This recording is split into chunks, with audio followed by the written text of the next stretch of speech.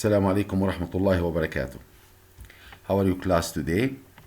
Our lecture today will be about strategy implementation, staffing, and directing, chapter 10, of course. If you recall with me, our last chapter was chapter 9, also strategy implementation, but it was organizing for structure.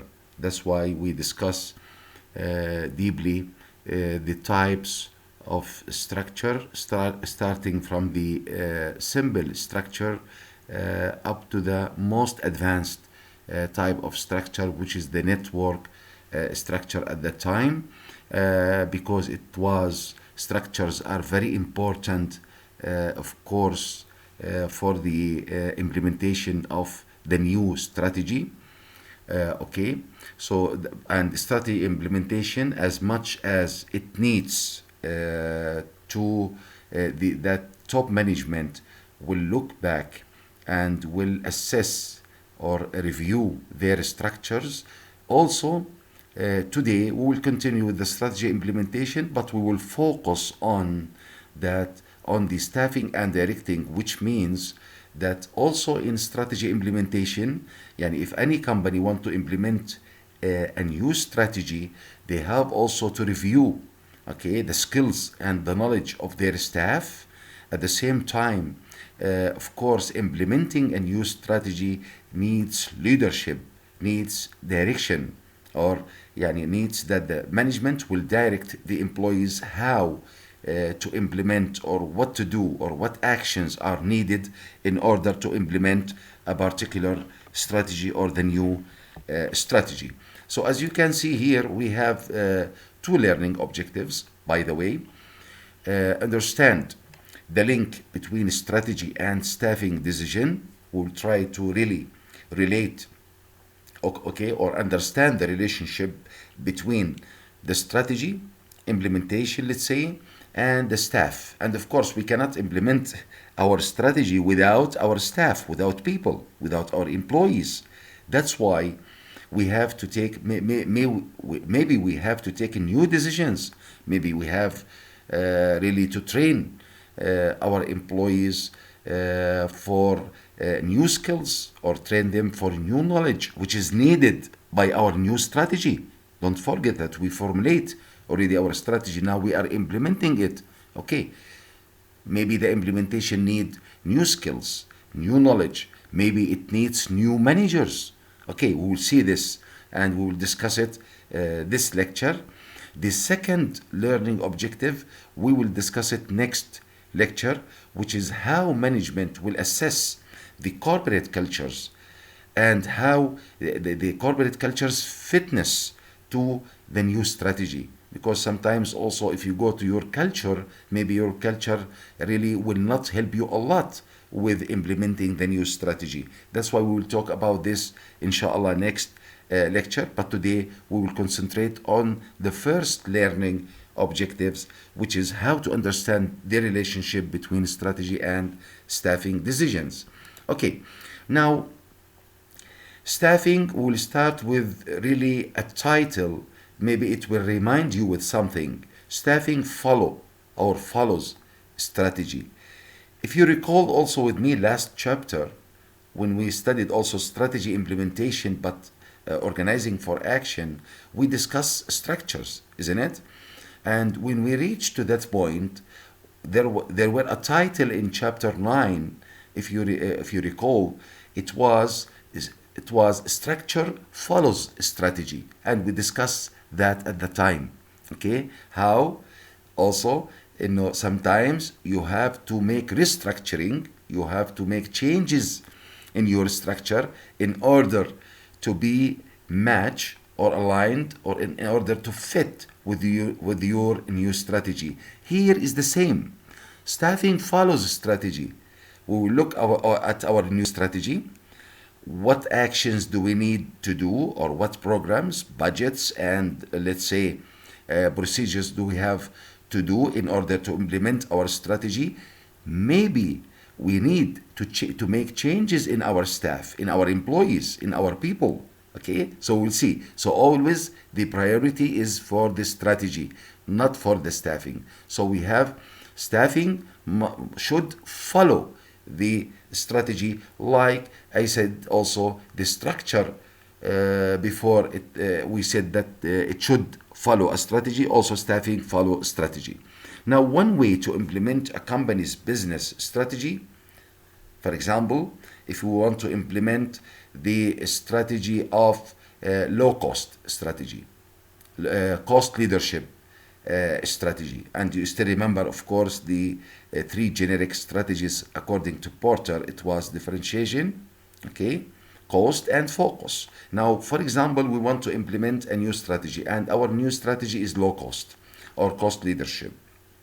So, what we need in order, of course, if we want to implement a new strategy which is low cost, that's why we need now to review the skills and knowledge of our staff. Can they really help us with implementing the new strategy? They really, do they have really the needed skills and the needed knowledge in order to implement a low cost? We will see. Maybe we need training for them to add the needed new skills, okay, the needed skills and the needed knowledge. Okay, maybe we need let's say to have a new training programs in order to develop our employees. How to develop them? With of course a training program in order to add let's say new skills in technology. Let's say, for example, we may need it, we may need that, or maybe new skills in let's say the new skills in order to be able to deal with new equipment or new product lines, whatever. Okay. Now also we don't really have to look only our employees only in the lower levels. We have also to look at our executives characteristics, because the executive characteristics, I mean top management characteristics, will impact, will affect, will influence our strategic outcomes for our company or for our corporation. Because now we have new strategy. Okay, we have top management, we have executives, but maybe our executives with their current characteristics, they don't really fit with the new strategy. Maybe they are not committed really to implement the new strategy. That's why we will discuss now the executive type, how to match our managers for our company to our strategy. That's why our title here is matching the manager to the strategy. Let's first define what is executive type. What do we mean by executive type? It means managers or executives with a particular mix of skills and experience. Of course, we are talking about top management, then they should have a kind of experience that may be classified as an executive type. So, executive type, it means a particular mix of skills and experience, okay, that should be there in our managers, in our executives, and it is paired. Don't forget, it should be paired with a specific corporation strategy. Yani it should, let's say, match with our corporate strategy. So, in short or in brief, the executive type, okay, we have to review, we have to make sure that our managers, our executives, they have also the enough experience and the needed skills in order to implement again our new strategy. Why? Because sometimes it is possible that current chief executive officers, the CEO, may not be appropriate to implement a new strategy. Maybe our let's say chief executive officer, top manager, general manager, they don't really they are not really appropriate for implementing a new strategy. Maybe they are old fashioned in their thinking. Okay, like if you recall also our example about Nokia, maybe Nokia executives or chief executive officer at the time, he was not the appropriate let's say person for the smartphones. That's why they were really delayed in implementing, let's say, or in adapting the smartphone at that time. That's why they have a failure at the time. Okay, the most appropriate type of general manager needed to effectively. So we have to look at our general manager, the general manager of the company. Okay, that general manager is very much needed, of course. Always general managers needed to effectively implement a new corporate or business strategy. It always depends on the desired strategic direction of that firm or business unit.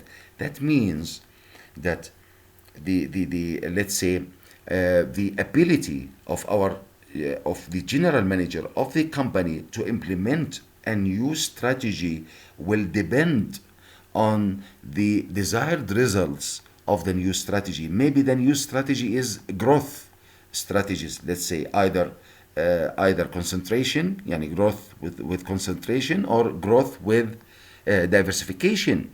So we want to see if our general manager can really effectively implement the growth strategy. Maybe and you know also that diversification is two types. It's either related, يعني with related industry, in relation, يعني related to the current industry, or unrelated. So we want to see if our general manager, for example, can really manage new product lines, especially if we are going toward in our strategy, if our new strategy is let's say conglomerate diversification, which means that we want to invest money, let's say, in a product or in a good or in a service which is not related to our current industry. Does our general manager really have experience?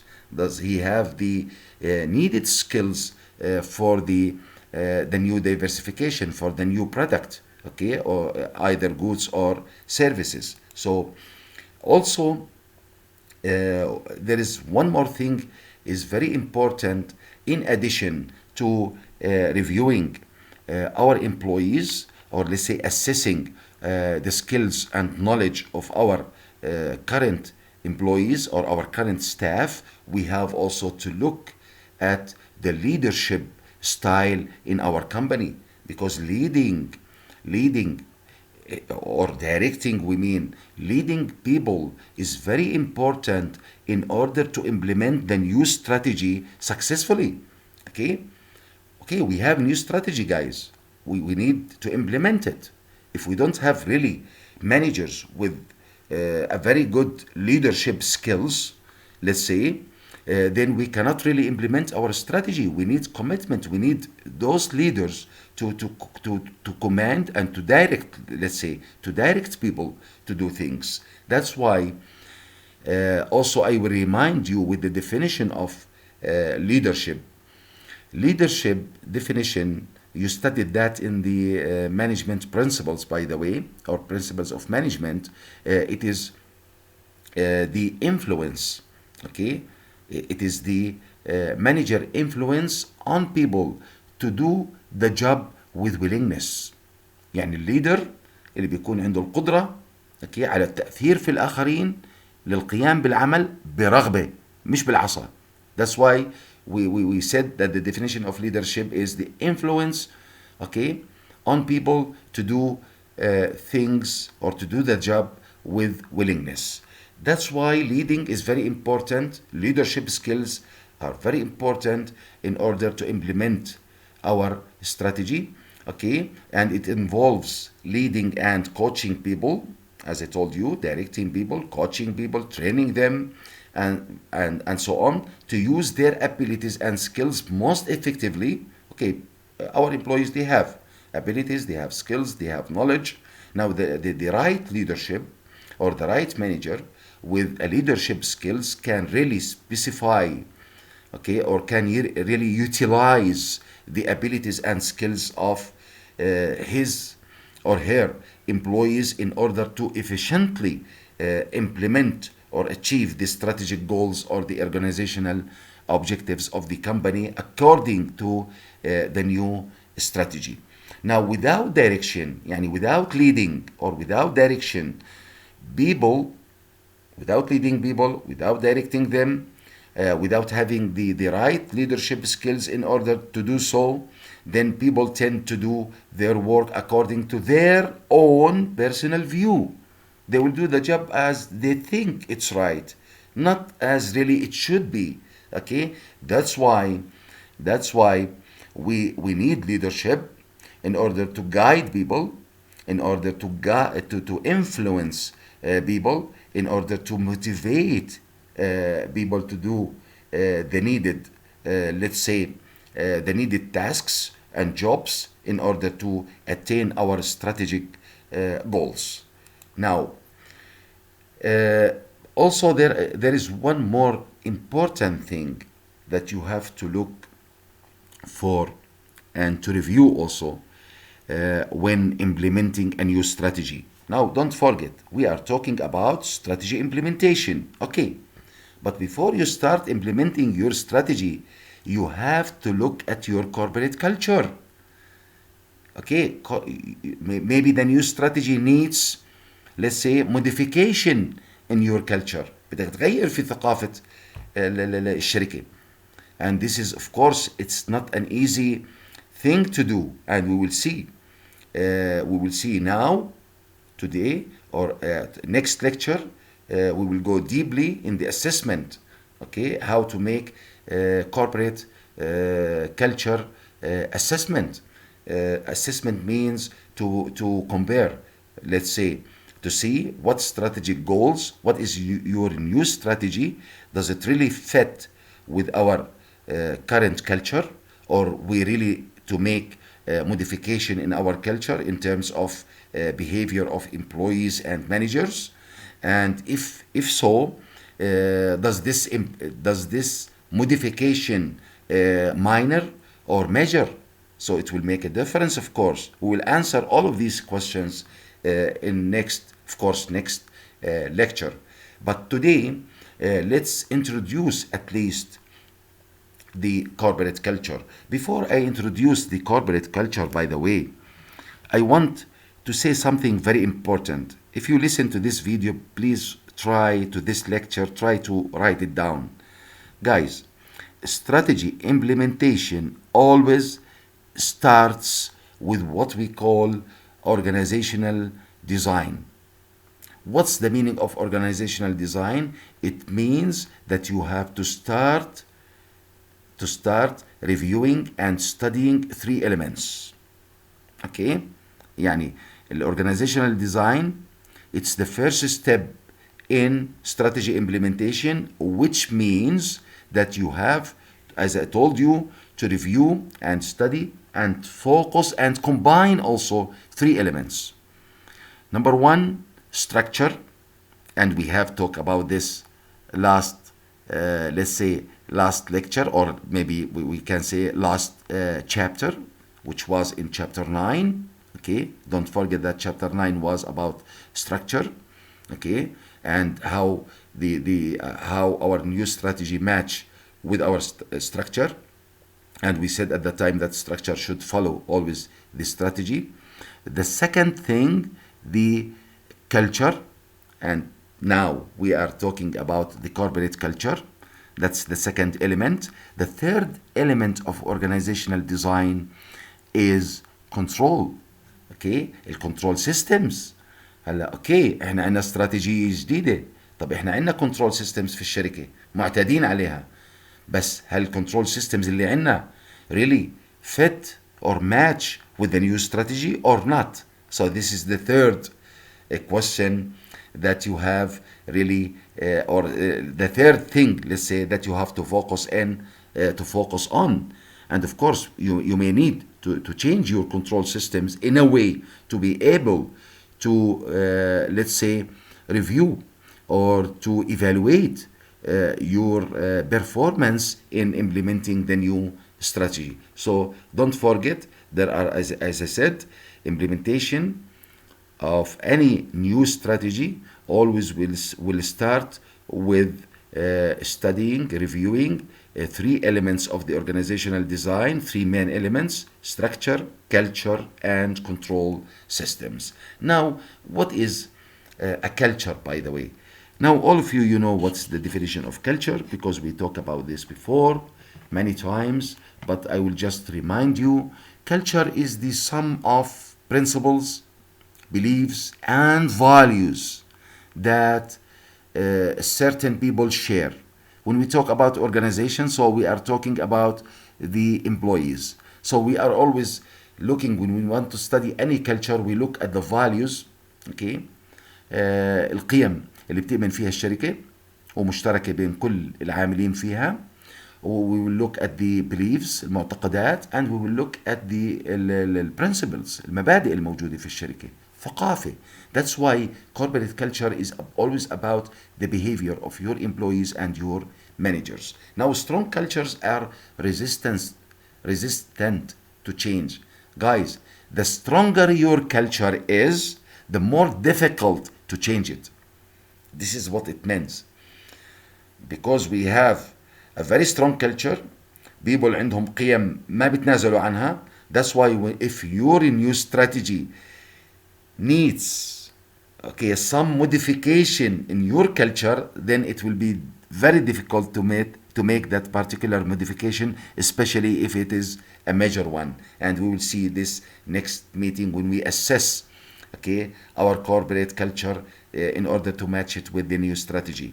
Also, I want you to know that optimal culture support mission and strategies, which means that always, if you want really to judge any culture, and if you want your culture to be optimal, or to make sure, if you want really to be sure that your culture is really optimal, then as much as your culture will support the mission of the company and the strategies of the company, then it will be an optimal culture.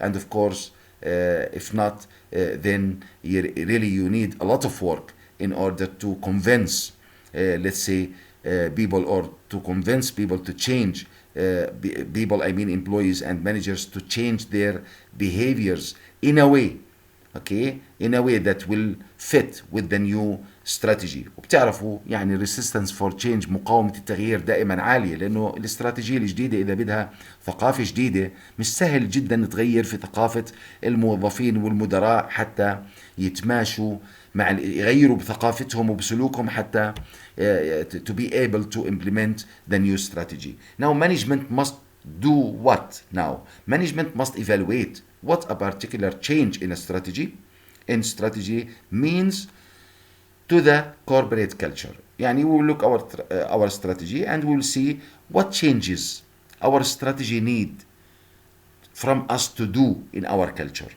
Now, also what management have to do, management have to assess whether a change in our current culture is needed. هلا إذا مش needed بكون أفضل، بس إذا needed, and management also have to decide whether an attempt to change the culture is worth the likely cost. You see, so it means that if you really want to change your culture, of course there will be cost for that. It's a cost benefit. Okay, there will be also a benefit, but there will be also a cost. بس انت اسأل نفسك as a manager انه انا الاستراتيجية الجديدة تتطلب مني اغير بثقافة التنظيمية.